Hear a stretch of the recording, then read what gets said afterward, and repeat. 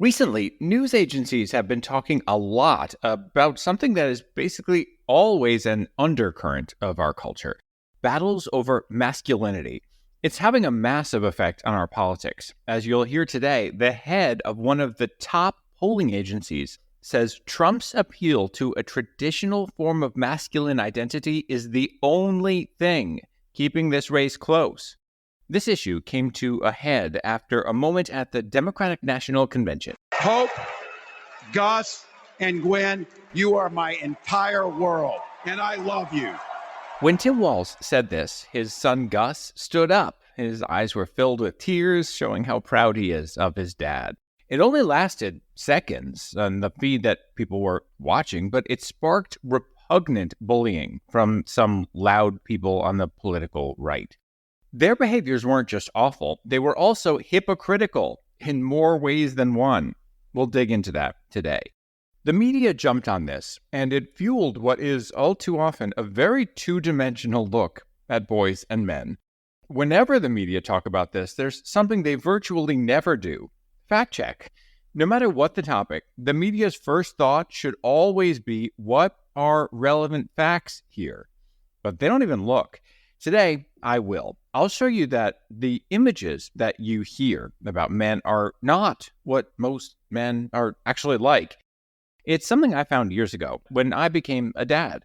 At the time, I was a fact checker on CNN. And in addition to fact checking politicians and pundits, I started also doing segments about modern fatherhood and families.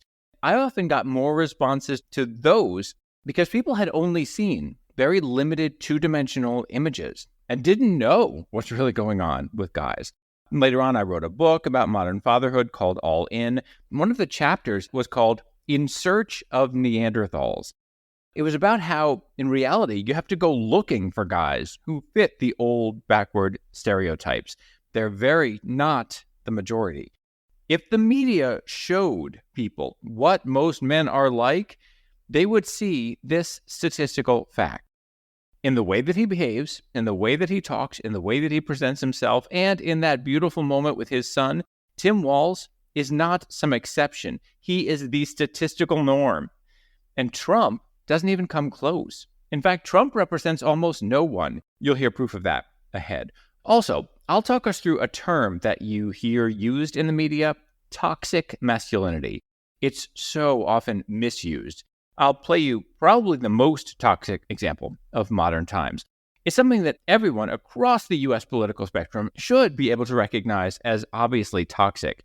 And it will be proof that the people who actually support toxic masculinity are on both extremes, not just the far right, but also the far left. Plus, along the way, we'll hear an old catchy song, a classic film clip, and two professional football players I spoke with. Both of them won Super Bowls. All that and more coming up today on They Stand Corrected.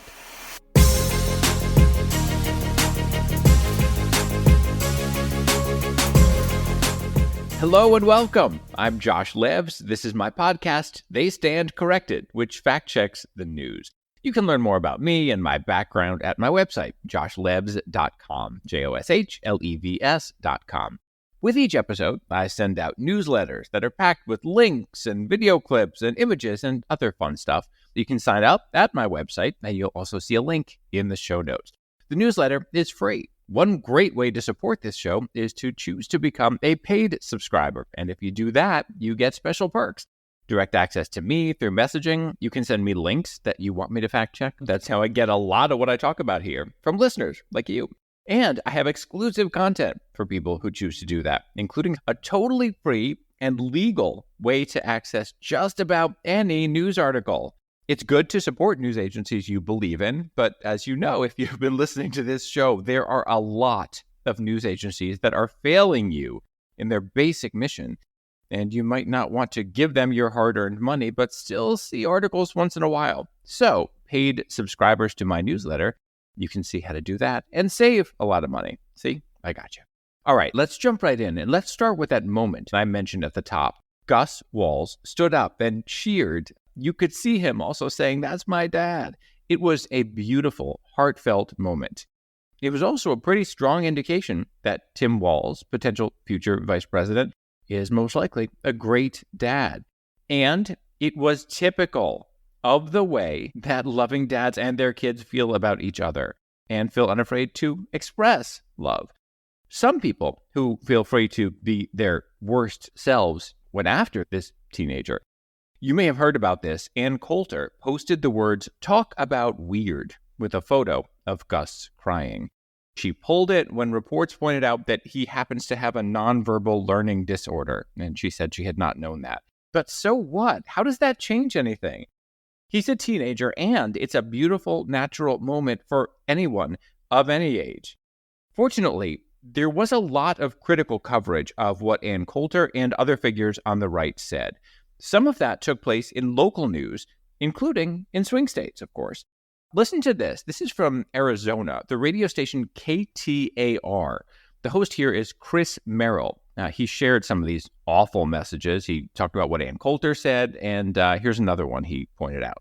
Mike Crispy, you probably don't know that name. He is the chairman of the America First Republicans of New Jersey. He is a delegate from New Jersey, a businessman, whatever. He posted, "Tim Walz's stupid crying son isn't the flex the left thinks it is. You raised your kid to be a puffy beta male. Congrats." He also pointed to Dinesh D'Souza. He is this guy who makes fake so-called documentaries filled with lies to kiss up to Trump and that whole movement. He was among the people who did this as well. So it was great to see some local media figures call out this terrible behavior. On the flip side, there's a conservative radio host in Milwaukee who added to the bullying. His name is Jim Weber. I don't even want to say this, but you should know what he wrote.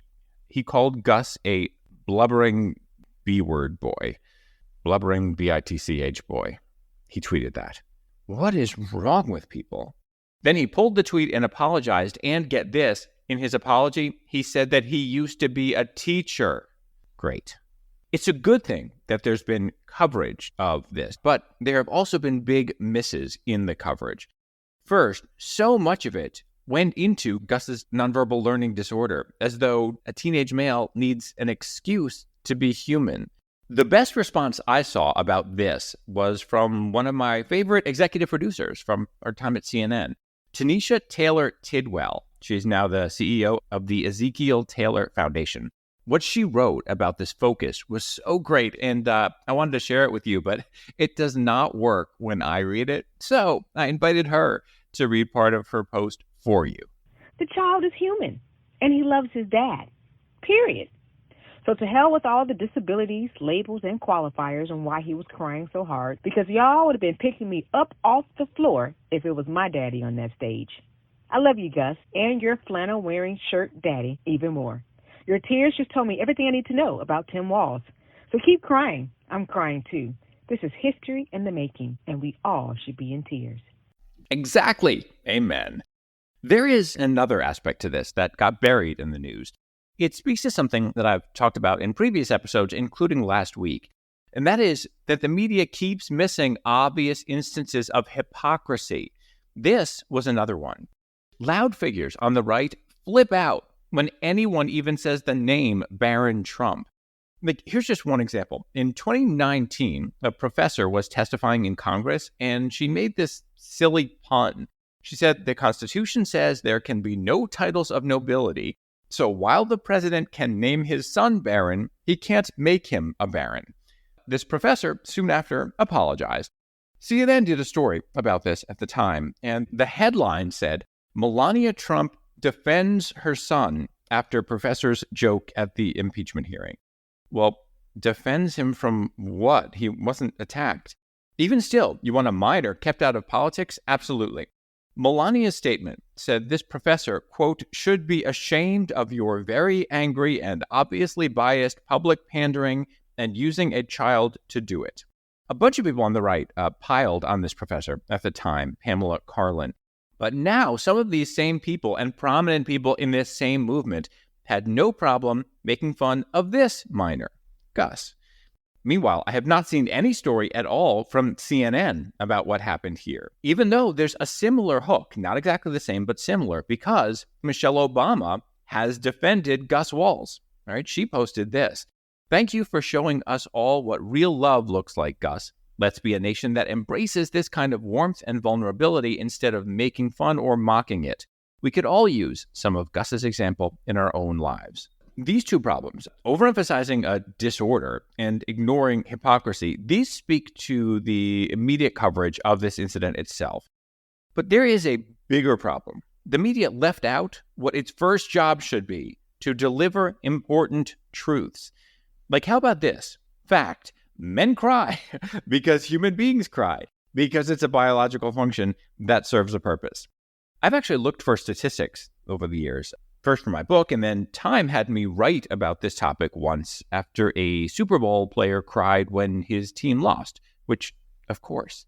There are no totally definitive figures. One worldwide survey with people self-reporting found that women cry 30 to 64 times a year and men cry 5 to 17 times a year. Another one says that in the United States, women cry an average of 3.5 times a month, and for men, it's just over half that, about 1.9 times a month. Either way, it's not zero. If crying makes someone unmanly, then no one is manly unless they have broken tear ducts. And for people who think, well, it's really about crying in public, no. In a big emotional moment like Gus was experiencing, seeing his dad up there, why the hell not? This idea about men not having emotions is often presented as being like this old idea that's been around for so long, but is now suddenly being replaced by a kinder, gentler version of masculinity. That's wrong. The idea of men not having emotions, not crying, isn't even really that old. It used to be represented in pop culture and not seen in some negative way. You know the classic film Ben-Hur? Charlton Heston, this total hero, cried, "But not my family. And let them go. Please." I mentioned at the top that these people who went after Gus Walz were guilty of hypocrisy in more ways than one. I mentioned one, but here's a deeper one. If we just pull out for a second and look at this with a clean slate mind, a fresh perspective, there's no actual reason that there would be anything negative about crying like this. It's not someone saying, I refuse to act or do anything or solve a problem. I'm just going to give up and cry. This is about having emotions while continuing to do what you're doing. So the people who are saying this, what makes them reject this whole idea of emotional expression? What's driving them is their own emotions. In saying this stuff, in doing this stuff, they are acting out emotionally. They're being emotionally immature. It's harder to do what Gus did and other people do who have real confidence. Express their emotions and accept them. It takes more emotional maturity. The media should point this out. See, these folks doing the bullying, they need to be freed from their own fears too. Have you ever heard of this album called Free to Be You and Me? Actually, I think the driving force behind it was Marlo Thomas, who, incidentally, left me such a sweet voicemail when my book was coming out. I bet I still have that taped somewhere. Anyway, Free to Be You and Me. It was all about gender equality, freeing girls and boys from limited notions of how we have to act and what we can all be. One of the songs was this. It's all right to cry. Crying gets the sad out of you. It's all right to cry. It might make you feel better. Coming up, statistical proof that men, including the ones who consider themselves traditionally masculine, as I referred to in that poll earlier, the vast majority are like Tim Walz, not like Trump. They need to be told this.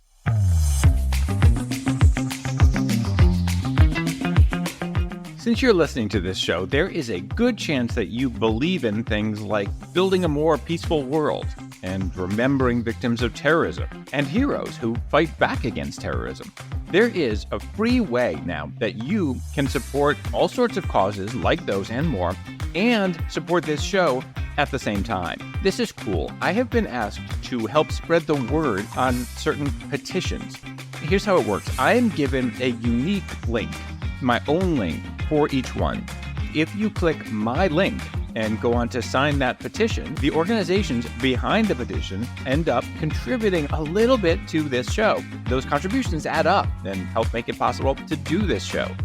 To see what petitions are available at any given time, check out my newsletters at joshlivs.com/newsletter.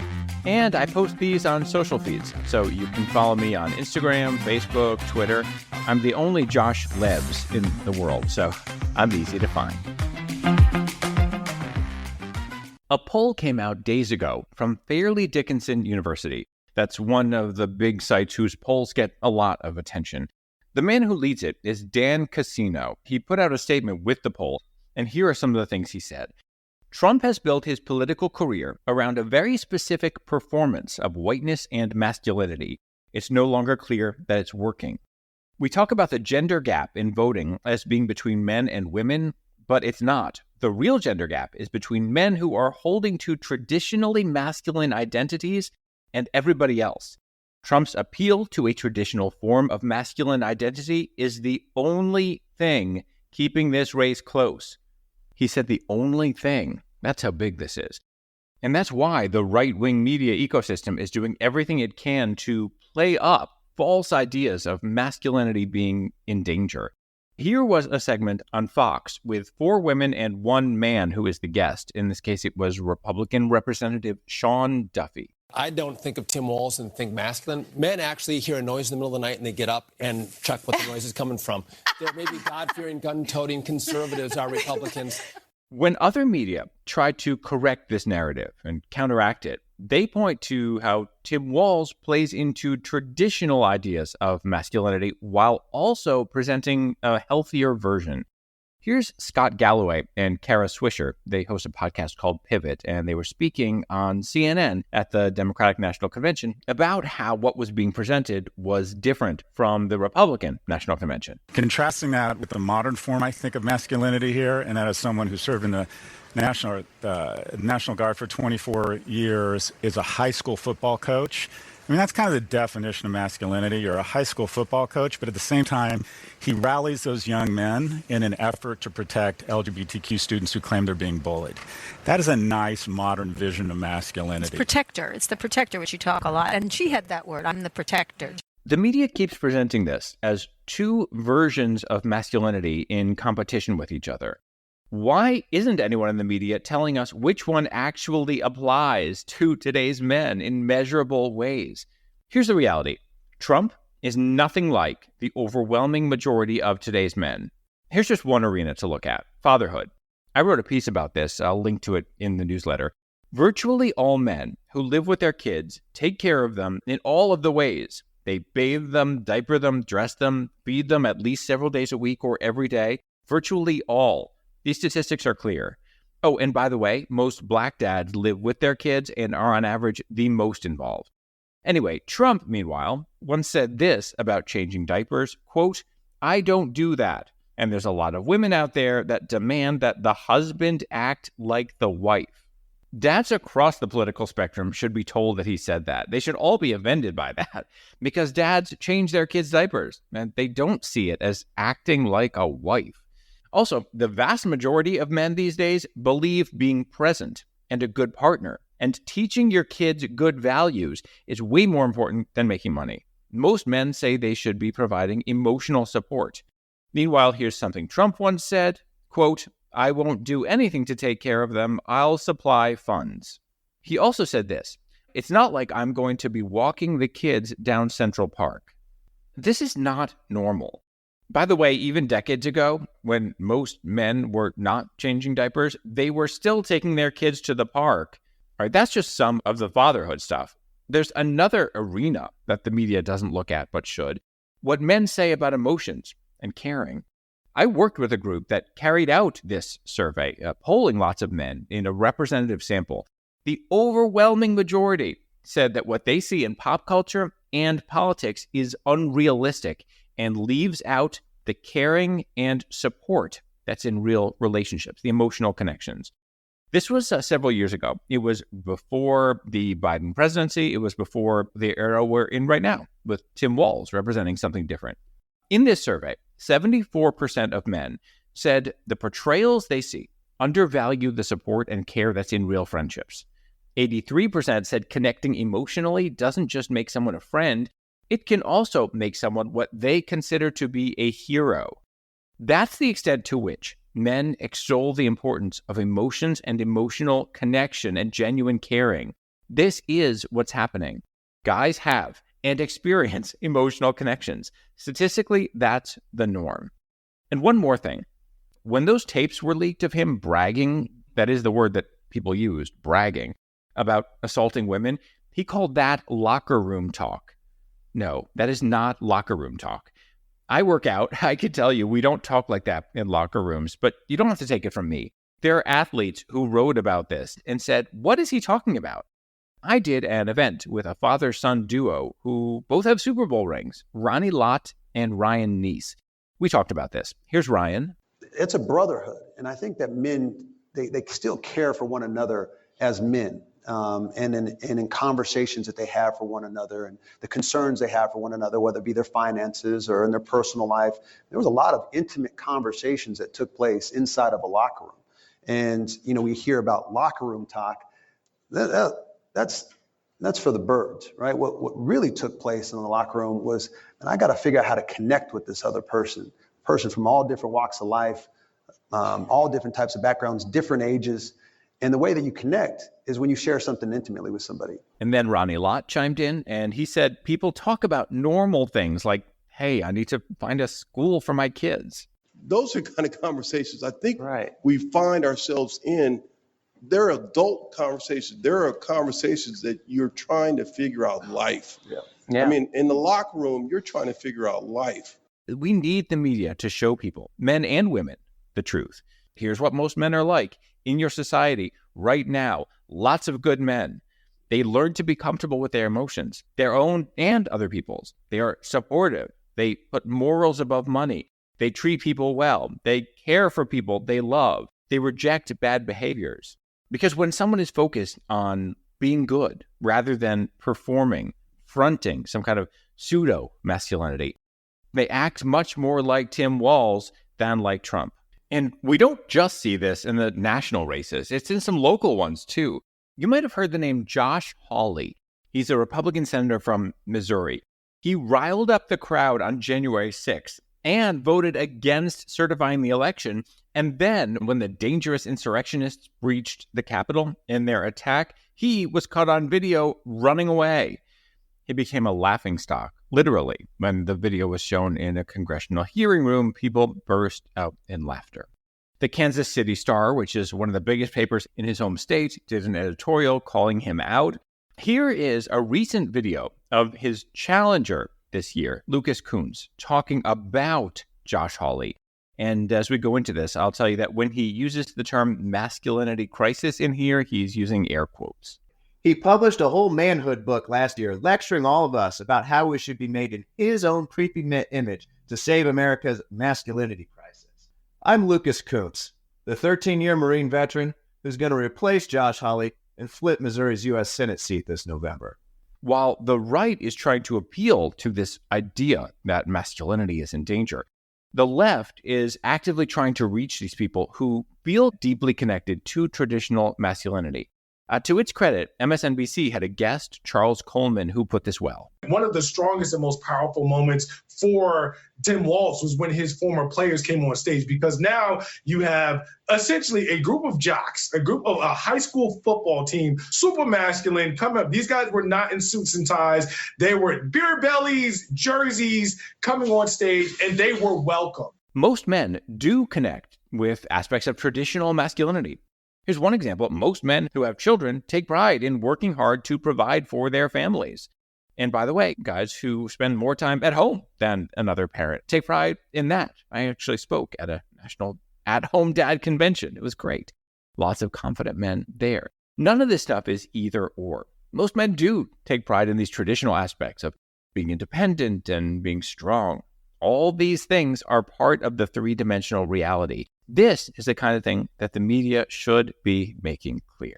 I mentioned earlier that I dig into a term that's often misused in the media, toxic masculinity. Coming up, I'll explain it and why some people on the very far left are as hypocritical about this as it gets.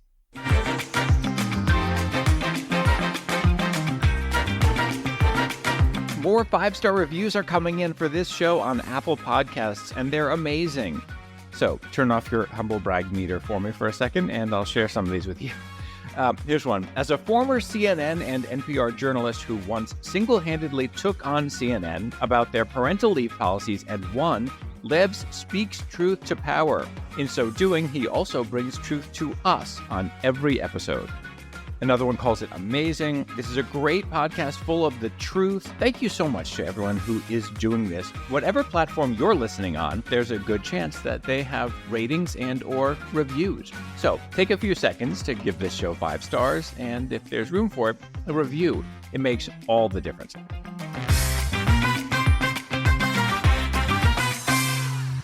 Earlier, I played you a clip from Fox. Here's another one from that same segment. I thought they were supposed to be frightened of all white men. Right. Masculinity is toxic unless it's Tim Walz. Meanwhile, the Democratic president is a white man, which is what every president has been except for one.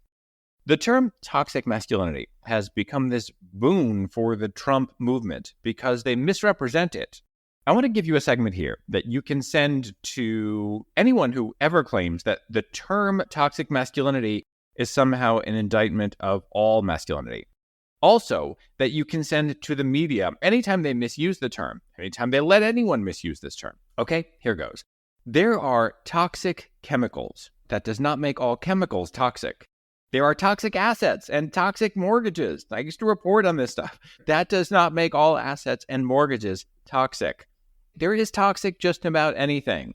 There is toxic masculinity. For example, mass shooters.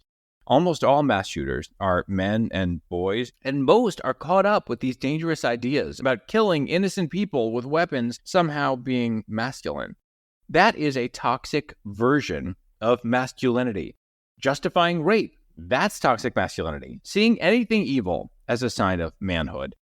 Perhaps the most horrific example is this.